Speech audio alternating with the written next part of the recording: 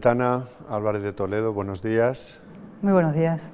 Muchas gracias en primer lugar en mi propio nombre y en nombre de la Universidad Autónoma de Madrid por haber aceptado la invitación a participar en estos diálogos. Es un placer. Bueno, estos diálogos tienen como título algo así como el diálogo en la ética, la política y la responsabilidad pública. Entonces, bueno, uno podría decir cosas quizá demasiado banales sobre la importancia del diálogo y sus virtudes. A mí me va a interesar más, durante esta conversación, que nos centremos más bien en los ángulos ciegos, en los recovecos de la idea del diálogo, ¿no? El diálogo es un tópico obvio de la filosofía, de la ética, ¿no? De hecho se habla de la ética dialógica. Y por supuesto debería ser el ethos, una de las hebras del ethos universitario, ¿no? Me gustaría empezar por ahí, porque tú eres una persona muy conocida en el ámbito público, pero quizá no todo el mundo sabe que tú eres además una académica, una doctora por una prestigiosa universidad, Oxford, doctora en Historia. Hiciste una tesis importante de la mano de una leyenda de la historia española, Sir John Eliot. Y como historiadora, en primer lugar, me gustaría que empezáramos a abordar eso que yo llamaba recovecos, ángulos ciegos del diálogo, un poco por mi sensación, que quizá tú compartes. Luego has tenido otros encuentros universitarios donde el diálogo no ha sido precisamente fértil, un poco por saber, conocer tu sensación desde esa experiencia tuya en Oxford hace algunos años. ¿Qué está pasando o qué ha venido pasando y por qué en esas dificultades para el diálogo en la universidad? ¿Qué está pasando contemporáneamente con el diálogo que tenemos con la historia reciente? ¿Cuál es un poco tu sensación, insisto, como persona experta en el devenir de los acontecimientos, de esas derivas? Sé que son cosas un poco grandes para empezar, pero... Bueno, ante todo, muchas gracias de verdad por la invitación y por esta oportunidad de dialogar y de conversar racionalmente sobre asuntos importantes, ¿no? Yo te empezaré por decir cuál es mi sensación cuando llegué a la universidad, cuando llegué a Oxford, ¿no? Yo sentía no tanto el pudor del privilegio, que podría ser, sino el peso de la responsabilidad. Es decir, yo sabía que llegaba a una universidad después de siglos de una tradición de excelencia y de exigencia, ¿no? Una tradición que iba luego a proyectarse en tantas mentes maravillosas que vendrían después, ¿no? Es decir, fue una vacuna contra el adanismo y contra el yo que hoy todo lo domina, ¿no? Hemos pasado de un mundo en que importaban los hechos, la ley, las instituciones, los expertos, la jerarquía, a un mundo en el que manda ese fluido incandescente, autodeterminado y determinante yo, ¿no? Los sentimientos por encima de las opiniones. Y eso está afectando también a la universidad, evidentemente. Incluso a la mía. Oxford era cuna del espíritu crítico. Ahí se nos enseñaba no qué pensar, sino a pensar. Y ahora, incluso en Oxford, hay movimientos de cancelación, de intolerancia, de irracionalidad, de sentimentalismo, que arrasan con el diálogo intelectual y el diálogo político en el sentido más puro de la palabra político, ¿no? Yo escuché una vez, leí una entrevista, no, la vi, ¿no? Era un audiovisual que le hicieron a Juan Luis Cebrián, creo que fue a Aurora Nacarino, y él dijo: tenemos que empezar a acostumbrarnos a un mundo sin expertos, sin maestros. Y yo me rebelo contra eso.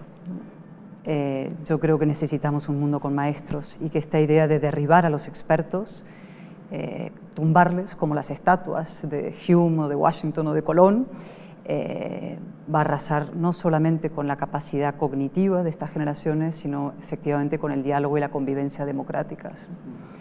Y por resumir un poco, ¿no? O sea, estamos en un tiempo en el que manda también, es como el coaching, ¿no? Las matemáticas socioemocionales, la política pantén, del que yo lo valgo y yo me impongo, y una vez más el narcisismo y la frivolidad.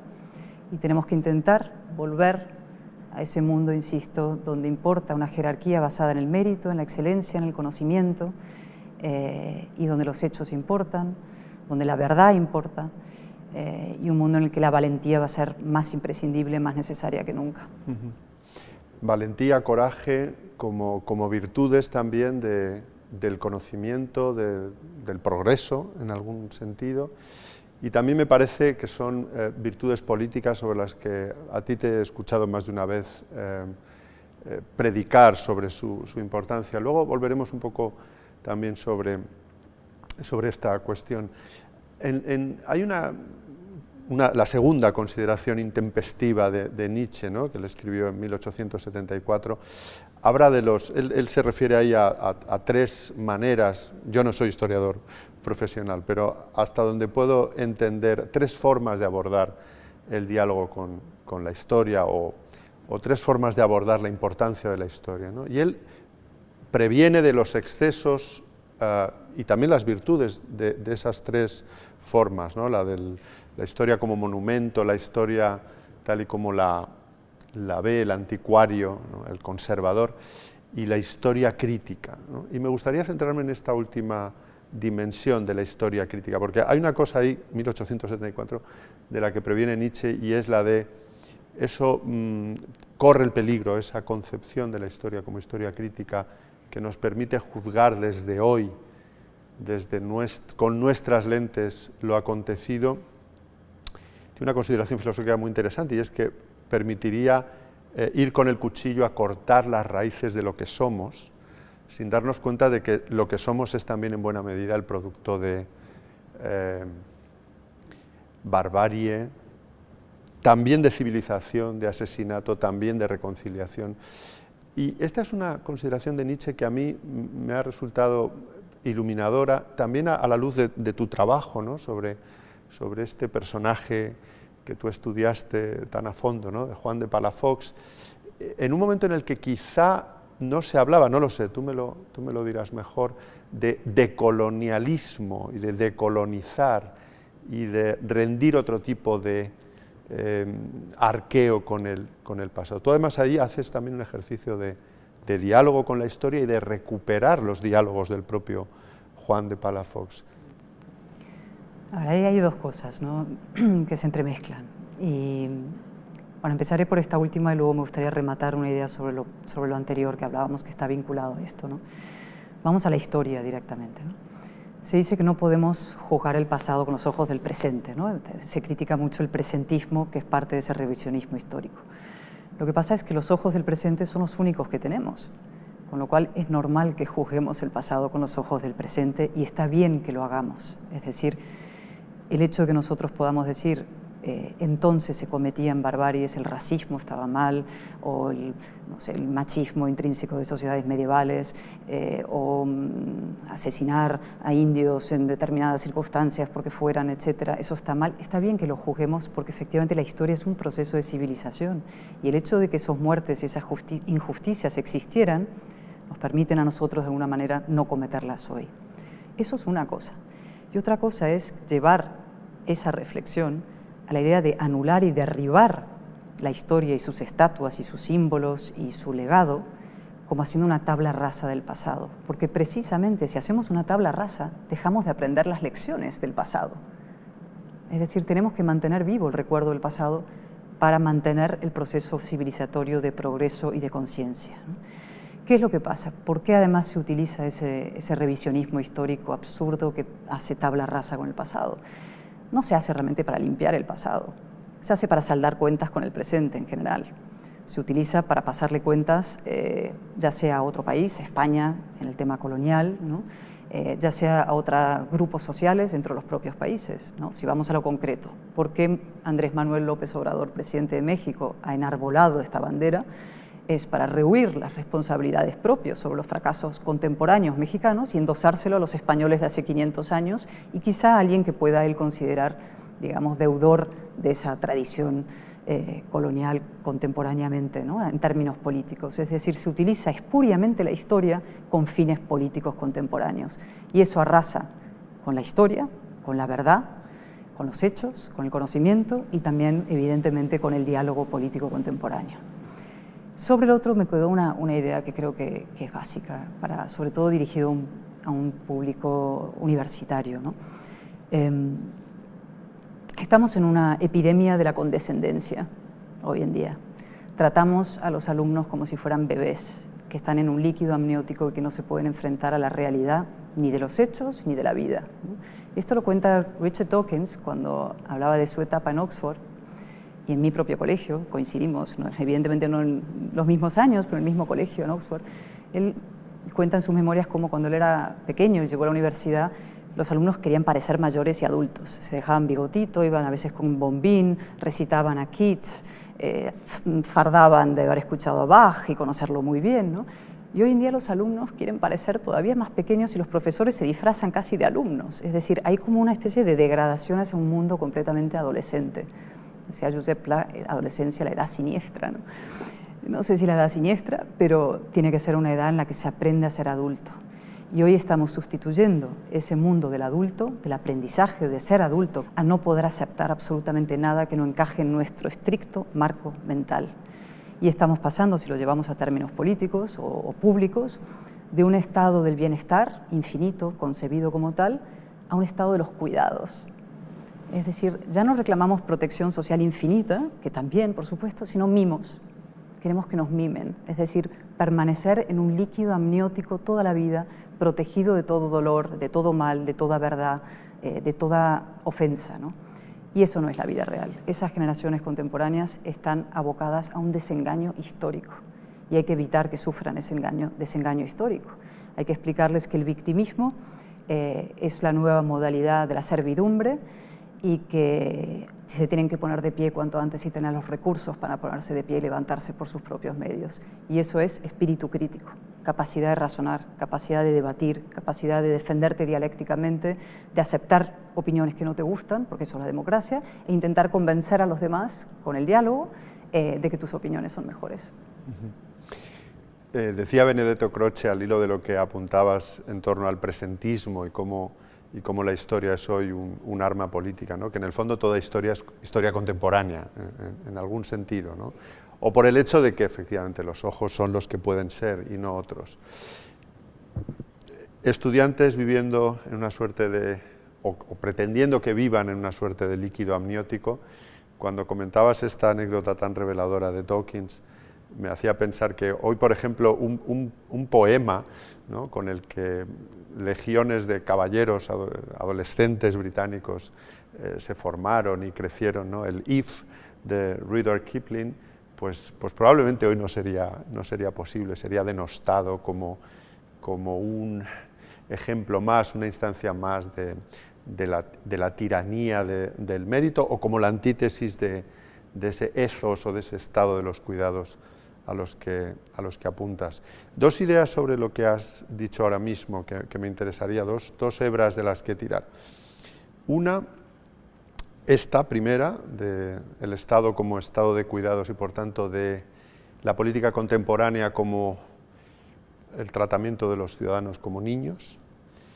Y otra, que me permite también empezar a explorar un poco tu propio ideario, tus ideas políticas, las ideas que defiendes, quizá no tomarse en serio demasiado la igualdad, precisamente por no tomarse en serio la meritocracia y la excelencia. O sea, alguien podría decir, bueno, detrás de ese discurso está la idea de que la dizque izquierda ha renunciado a la igualdad y ha apostado por la identidad en los últimos tiempos, ¿no? Y quizá desde el punto de vista liberal conservador, si es que es eso lo que tú representas o defiendes, hay también un ideal de igualdad que contraponer, ¿no?, que tiene sus fundamentos. Bueno, yo creo que el núcleo candente de la idea liberal, del mundo de la democracia liberal o de las ideas de la Ilustración, es ese concepto de igualdad, bien entendido.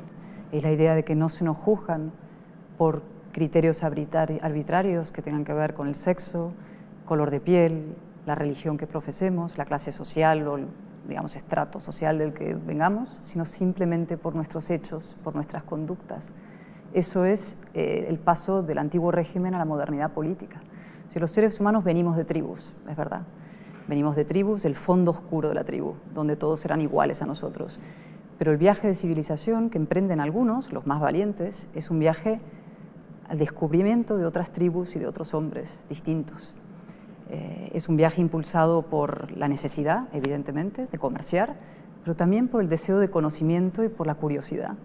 Y en ese viaje de civilización, efectivamente, alumbra esa idea increíblemente luminosa y decente, que es la idea de que se nos juzgue simplemente por nuestros hechos y no por ninguna otra consideración. Esa es la modernidad política, y sobre eso hemos construido 300 años, con altibajos, evidentemente, pero eso es el progreso de la humanidad. ¿Qué es lo que ha pasado ahora? Las fuerzas de izquierdas, que efectivamente enarbolaban ese concepto de igualdad republicana, en un sentido, han emprendido eso que Félix Ovejero, nuestro amigo, llama una deriva reaccionaria. Es decir, empiezan a emprender un camino de involución y de regresión hacia las ideas tribalistas identitarias y a juzgar a las personas por su sexo por encima de todo, o por su color de piel, o por su, no sé, los indígenas contra unos, los catalanes contra el resto de españoles, hombres contra mujeres, trans contra los otros que no lo son, es decir, el colectivismo identitario. Eso es una involución, eso es una decadencia, eso es una regresión, y por eso es tan importante volver a enarbolar las ideas liberales de la Ilustración, que pueden ser transversales, es decir, el mundo liberal conservador puede estar ahí y un mundo progresista, ilustrado y no identitario también. Y ese es el espacio que yo llamo el espacio de la razón, que ojalá estuviera políticamente armado y articulado y organizado. Y eso está pasando por en pocos países que eso esté articulado. Lo que estamos viendo en general es un movimiento pendular entre identitarios de distinto signo, identitarios de izquierdas y identitarios de derechas. Y ese espacio está inhibido y replegado. Lo que hay que hacer es sacarlo de su inhibición y articularlo políticamente. Tú te resistes, Cayetana, me da la sensación, a esto que se conoce como la lógica de Juncker, ¿no? En digamos, recuerdo del que fue comisario de la Unión Europea. De acuerdo con esta lógica, los políticos sabéis lo que se debe hacer eventualmente, pero no sabéis cómo hacerlo y ganar las siguientes elecciones, ¿no? Y ahí está sintetizada esta idea que tú has defendido o te he leído muchas veces de la política para adultos y decir las verdades en público que sostenemos en privado, lo que a ojos de muchos te hace una política indeseable, ¿no? O incómoda o inconveniente de alguna forma. ¿Tú crees que eso es posible? Es decir, ¿no? Weber hablaba de la ética de la responsabilidad, un poco también bajo esta idea de que hay cosas que no conviene decir, hay cosas que no conviene sostener, no se puede decir a los ciudadanos la verdad del sistema de pensiones o de cómo afrontar el cambio climático mediante la energía nuclear. Tú te resistes a eso y crees que aún resistiéndote se pueden ganar las elecciones. Sin lugar a dudas, es decir, lo moral es lo eficaz. Y Weber también decía, aparte de todo lo que has citado, esos párrafos maravillosos donde habla de, dice, solo aquel, ¿no? Aquel político que no se derrumbe, ¿no? Cuando el mundo parece demasiado estúpido, bruto para lo que él quisiera ofrecerle, solo aquel que cuando todo colapsa, dice, sin embargo, no obstante, a pesar de todo, de enojo, es decir, tiene una fuerza del optimismo, solo aquel que está dispuesto no solamente a ser un héroe, sino un líder, sino un héroe en un sentido muy sobrio de la palabra, dice, solo aquel tiene vocación para la política, ¿no? La política te exige ser como un salmón, nadar contra la corriente. Para nadar cuesta abajo es muy fácil, para hacer populismo vale cualquier mediocre. Si yo puedo salir a la plaza pública mañana con un megáfono y apelar a las bajas pasiones de la gente, incluso yo podría intentar hacerlo, y seguramente enardeceré a un grupo y esa gente, en fin, me seguirá durante un tiempo, pero vendiendo esa ficción solo vas a causar frustración, desengaño y lágrimas. Es decir, y en cambio que salgan ahora políticos y empiecen a decir en público lo mismo que dicen en privado, es el imprescindible paso previo para una regeneración de la política. Estamos en un momento de descrédito y desprestigio total. Mi maestro, al que ha citado, John Eliot, que murió hace unos meses, yo siempre lo cuento, cuando le anuncié que me iba a dejar el mundo académico para dedicarme al periodismo, digamos, miró así con cara de qué desastre, ¿no? Dedicarse al periodismo, qué decadencia. Claro, cuando le llamé unos meses o un par de años después para decirle que me pasaba ahora la política, ¿no? Casi se muere, ¿no? Pero, porque no hay oficio más denostado y desprestigiado. Y sin embargo no hay oficio más importante. Nada afecta más a nuestras vidas, nada que la política. desde lo más pequeño, lo más nimio, hasta lo más importante, lo más grande, que es la vida, la muerte, la guerra, ¿no? Por tanto, necesitamos que la política se dedique los mejores, los más inteligentes, los más competentes, los más honrados, y la gente que esté dispuesta a asumir el coste de decir la verdad, porque creo firmemente, por contestarte otra vez, que ese coste es mucho menor que el de perpetuar la ficción. Déjame que recupere un poco el hilo inicial del ángulo ciego del diálogo como palabra malbaratada a veces, ¿no? ¿Tú no crees que se ha abusado también como estrategia política de la idea del diálogo? ¿Es que acaso no hay diálogos imposibles? ¿No hay personas con las que en un momento determinado y en un contexto determinado no se puede uno sentar a hablar? Me acuerdo en los años terribles, ¿no? Que no dejaba de insistir, los años terribles en los que este país estaba azotado por el terrorismo, y luego en los años terribles muy recientes, previos al intento de secesión en Cataluña, ¿no? Que la consigna era continuamente hablar, hay que hablar, y uno tenía la sensación de que nunca se decía de qué había que hablar, y tampoco se acababa de explicitar que a veces con quien se tenía que hablar era con gentes que ni siquiera estarían dispuestos a asumir esas precondiciones de la ética dialógica, es decir, que se sientan en la mesa con una pistola. No, ¿No te parece en el fondo que está a veces malbaratada? No, el diálogo es unas palabras más manoseadas del diccionario, es decir, el diálogo suele utilizarse la palabra en política, el diálogo para callar la boca al sector crítico, y suele ser un eufemismo de claudicación, es decir, siempre es unilateral la negociación que se produce después de que alguien enarbola la palabra diálogo en estos contextos, ¿eh? No es siempre, pero digo, de los que has hablado tú. Es decir, se dice diálogo, pero siempre es cesión de uno, en este caso el Estado de Derecho, la democracia, las libertades civiles, frente a quienes las agreden. Eso no es un diálogo. O sea, un diálogo es cesiones mutuas. El diálogo es la transición. El diálogo es el pacto por la Tercera España, que alumbran, un pacto que se alumbra, entonces monárquicos aceptan un acuerdo, los centralistas, unionistas, republicanos, es decir, hay un acuerdo entre todos para llegar a un pacto común. El diálogo en el contexto que tú sugerías efectivamente se convierte en una perversa maniobra política para silenciar a la discrepancia que suele ser quienes defienden los derechos civiles, ¿no? Y por eso no hay que tener ningún miedo de enfrentarse a eso, ¿no? Se ha utilizado, Venezuela es otro caso, has hablado del País Vasco, se utilizaba diálogo frente a la política, la derrota de ETA, se utilizaba el diálogo, que era siempre una claudicación del Estado, se utilizó en Cataluña, evidentemente, cuando se dice diálogo en Cataluña es para que el sector constitucionalista se calle y vuelva a ceder por enésima vez, cuando no se ha hecho más que política de apaciguamiento 40 años, es decir, la política del apaciguamiento es la única que se ha ejercido en España y ha llevado a un fracaso, por tanto habría que hacer otra quizá. Y diálogo es otra palabra que se ha manoseado, por ejemplo, en el caso de Venezuela, de una manera, debo decir, obscena y, perdóname la palabra, ¿no? Siempre ha sido como un balón de oxígeno para mantener en pie una dictadura. Y entonces lo que hay que hacer es coger la palabra, como la palabra paz, que muchas veces también nos sucede lo mismo con ella, y levantarla, como los TEDx, y ver lo que hay abajo, ¿no? Coger la palabra y decir, bien, señores, debajo de esta palabra cuelga toda esta verdad. Y entonces señalar lo que existe detrás de la palabra, desmontar esa palabra y empezar a hablar del fondo de las cuestiones. Debemos gobernar incluso para un pueblo de demonios, decía Kant célebremente, ¿no? Y claro, la cuestión es efectivamente no recalar en las actitudes espontáneas, que por lo general no van a ser demasiado buenas, casi nunca, ¿no? Somos mitad altruistas y hay escasez moderada de recursos, y eso es lo que nos da las circunstancias de la justicia y de la política. Y por tanto la tarea es el diseño institucional, ¿no?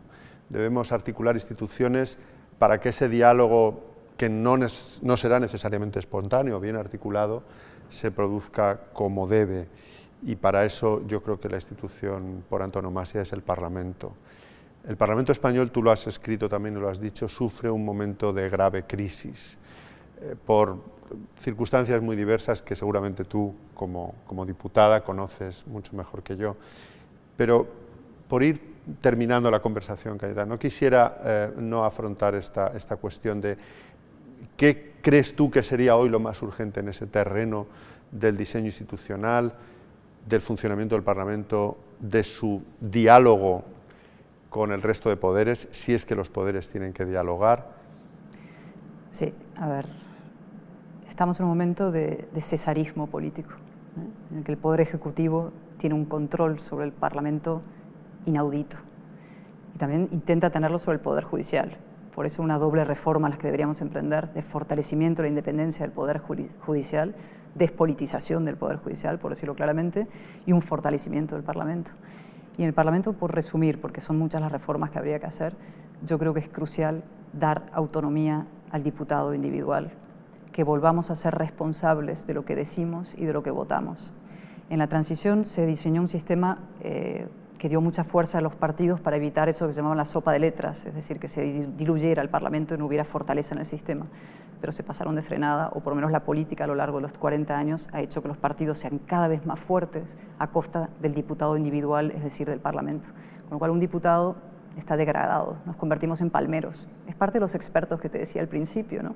Así como el periodista es un tuitero hoy en día, el parlamentario es un palmero, y te lo digo yo, prácticamente no nos enteramos de lo que vamos a votar hasta el último minuto, o incluso cuando el líder está en la tribuna, no tenemos margen de autonomía ni de crítica. Y para poder devolver fortaleza al sistema parlamentario, tenemos que conseguir que el parlamentario vuelva a ser responsable de sus actos y de sus opiniones. Esto no significa convertir los grupos parlamentarios en una jaula de grillos, donde todo el mundo hace lo que le da la gana, porque tiene que haber autoridad, tiene que haber una cierta jerarquía, tiene que haber una cierta disciplina, pero es encontrar un equilibrio razonable, que haya debate entre los grupos parlamentarios, que haya mucho más autonomía, es decir, más libertad. Al final, vuelvo siempre a lo mismo, ¿no? Frente a las tendencias de colectivización, ¿no? Tenemos que volver a situar al individuo en el centro, su responsabilidad, es decir, su libertad en el centro de la política y del debate público.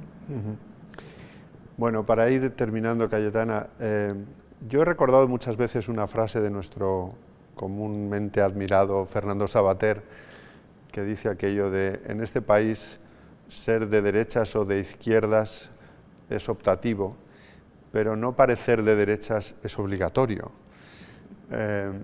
Y yo tengo la sensación de que en el actual estado de las cosas universitarias, muchos profesores universitarios como yo, ante una conversación contigo, tendrían ese problema de quizá no aparecer como muy de derechas, ¿no? Y ojalá con este diálogo que hemos tenido vean lo que se pierden, ¿no? Por esa suerte de, en fin, prurito mainstream, ¿no? Contra el que yo creo que hay que combatir, porque al final impide las conversaciones y los diálogos. Si la izquierda ha renunciado a la libertad y a la igualdad, ¿qué le queda? Se la ha entregado a la derecha. Ahora es responsabilidad de la derecha liderar esa defensa de la libertad y la igualdad como es debido. Pues muchísimas gracias, Cayetana, y hasta otra. Muchas gracias a ti.